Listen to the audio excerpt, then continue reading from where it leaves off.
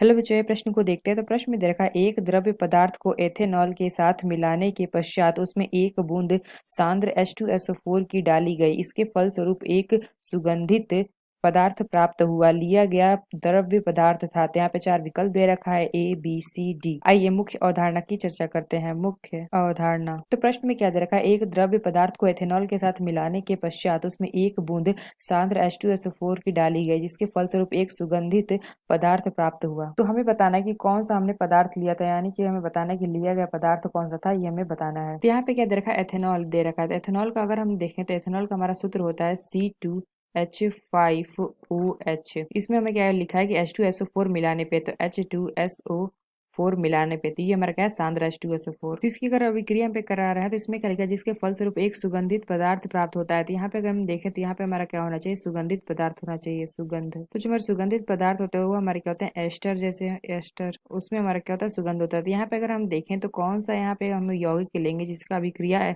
कराने से हमें क्या प्राप्त होगा, सुगंधित पदार्थ प्राप्त होता है। तो यहाँ पे हमने क्या लिया था, ये हमारा C2H5OH है, यानी कि ये हमारा क्या है, एथेनॉल। तो यहाँ पे अगर हम देखें तो जब हम कोई अम्ल की अभिक्रिया एथेनॉल से कराते हैं तो वो हमारा क्या देता है, सुगंधित पदार्थ देता है। यानी कि अगर हम देखें तो एथेनॉल की अभिक्रिया में अम्ल से कराएंगे तो यहाँ पे हमें क्या प्राप्त होगा, एस्टर प्राप्त होगा, जो हमारे क्या होते हैं, सुगंधित पदार्थ होते हैं। तो प्रश्न में अगर हम देखें तो जो हमारा चौथा विकल्प दे रखा है CH3COH, यही हमारा एक अम्ल है चारों में से। इसको हम ले लेते हैं। यहाँ पे हमने क्या देखा, ये हमारा क्या है, एसिटिक अम्ल है, एसिटिक अम्ल। तो यहाँ पे अगर हम देखें तो एसिटिक अम्ल की अभिक्रिया एथेनॉल से कराएंगे तो यहाँ पे हमें क्या प्राप्त होगा, एस्टर प्राप्त होगा, जो कि हमारा क्या होता है, सुगंधित होता है। तो यहाँ से अगर हम देखें तो यहाँ पे हमारा OH निकलेगा और यहाँ पे हमारा एक हाइड्रोजन निकलेगा, और ये दोनों हमारे मिला के क्या निकल जाएंगे, H2O निकल जाएंगे। यानी कि हम देखें तो यहाँ पे हमारा निकल जाएगा H2O, यानी कि जल। तो इसको अगर हम अभिक्रिया कराएंगे तो यहाँ पे हमें क्या प्राप्त हो जाएगा, CH3COO C2H5, जो कि हमारा क्या होता है, ये इसका अगर हम नाम देखें तो ये हमारा होता है एथिल एसीटेट। तो यहाँ पे हमने क्या देखा, हमें प्राप्त हो गया एथिल एसीटेट।